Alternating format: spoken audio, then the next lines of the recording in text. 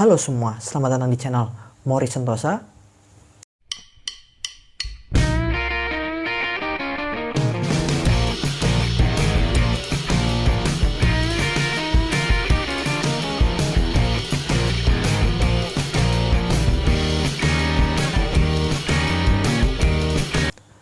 Bersama saya Kamrat Morris. Di video kali ini kita akan bahas tentang apa yang harus rakyat lakukan bila pemimpin negaranya diktator. Nah, sebelum ke pembahasan utamanya, kita terlebih dahulu harus mengetahui apa ciri-ciri dari pemimpin negara yang diktator. Sebenarnya ada 9 ciri. Namun di video kita kali ini, saya hanya akan memilih 4 ciri saja. Dan memang 4 ciri ini merupakan ciri utama dari pemimpin negara yang diktator.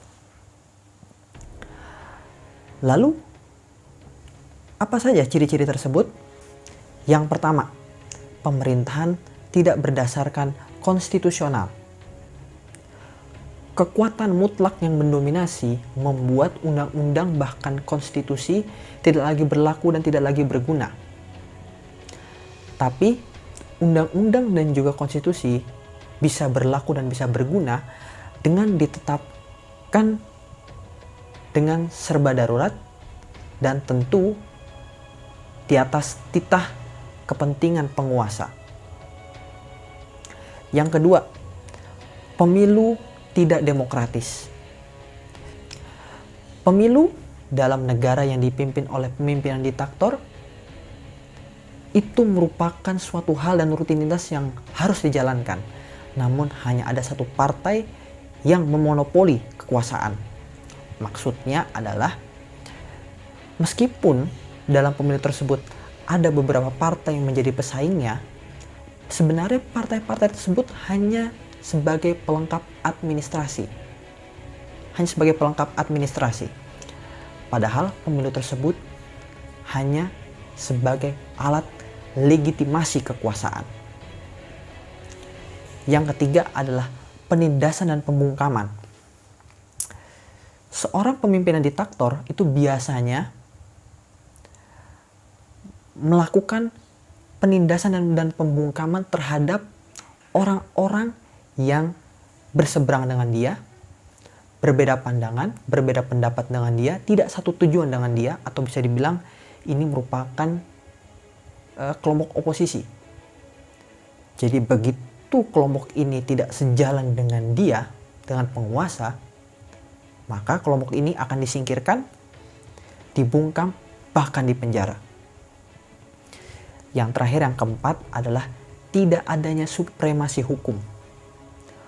Hukum di dalam negara yang dipimpin oleh pemimpin diktator, posisinya itu tidak berada dalam tingkatan tertinggi. Sehingga hukum di negara tersebut biasanya digunakan sebagai alat oleh penguasa untuk melanggengkan kekuasaan dan status quo. Nah, jadi itulah 4 ciri-ciri dari pemimpin negara yang diktator. Dan menurut saya, bila mana ada pemimpin negara di belahan dunia manapun yang ternyata memiliki salah satu dari 4 ciri yang tadi saya sebutkan tadi, yang tadi kalian dengarkan, menurut saya pemimpin tersebut bisa terindikasi nantinya akan menjadi pemimpin yang diktator. Walaupun tidak pasti ya, tapi ada indikasi ke sana.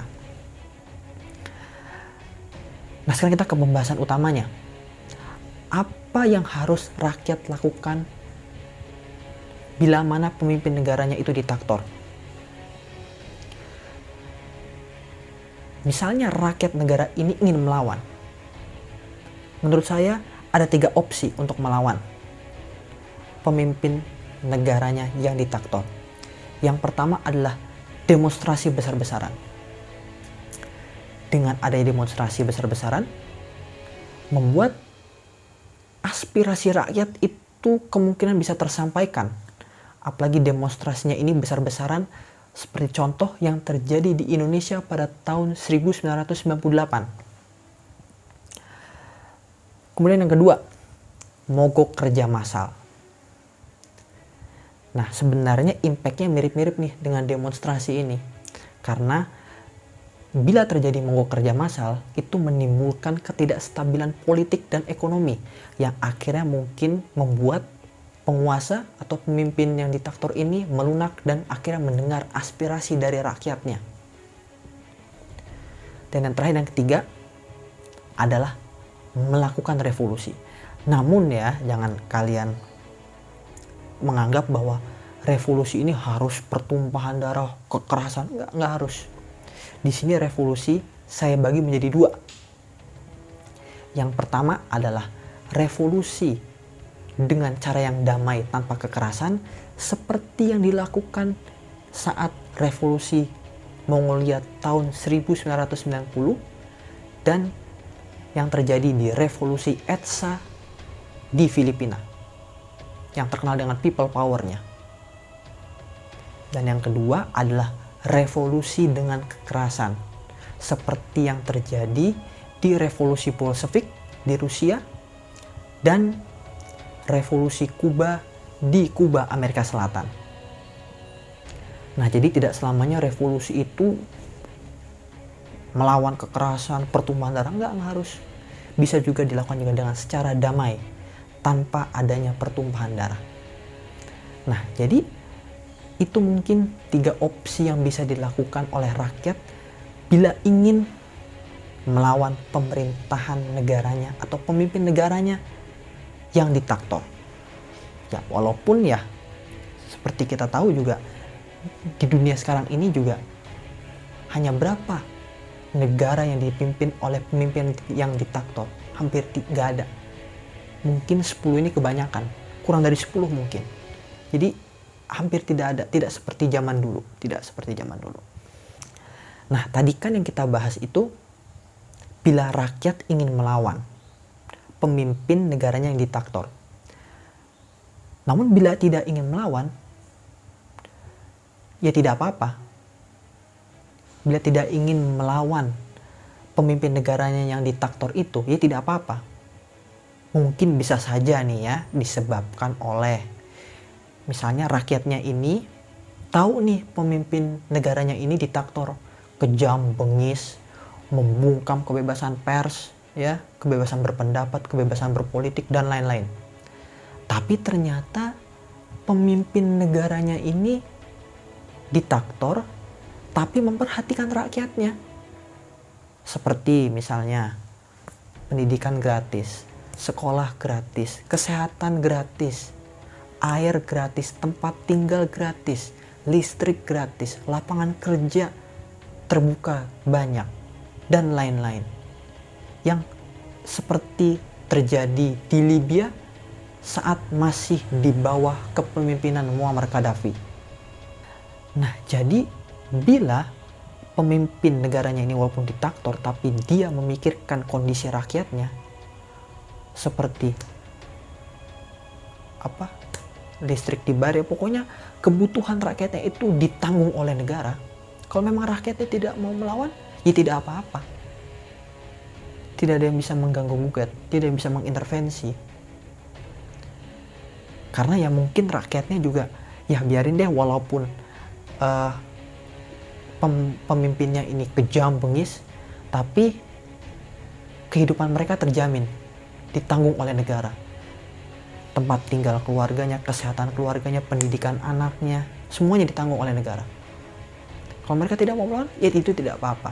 Dan ada kata yang menyebutkan bahwa maju mundurnya suatu bangsa itu ditentukan oleh bangsa itu sendiri. Jadi ya itu, melawan tidak melawan itu berada di tangan rakyat atau bangsa itu sendiri. Jadi sekian saja video kita kali ini. Semoga bermanfaat bagi kalian semua. Semoga mengedukasi kalian semua. Dan untuk Dekadara, pertanyaannya sudah terjawab. Mungkin ini bisa bermanfaat bagi Deka dan juga teman-teman lainnya. Jadi sekian saja video kita kali ini. Semoga bermanfaat, dan apabila ada kesalahan kata mohon dimaafkan. Silahkan subscribe channel ini dan jangan lupa tekan tombol loncengnya, like video ini, dan jangan lupa tinggalkan komentar kalian di kolom komentar di bawah. Kalau ada yang perlu ditanyakan, tulis di kolom komentar. Semoga bisa saya jawab. Terima kasih, sampai jumpa di video-video kita selanjutnya. Salam revolusi.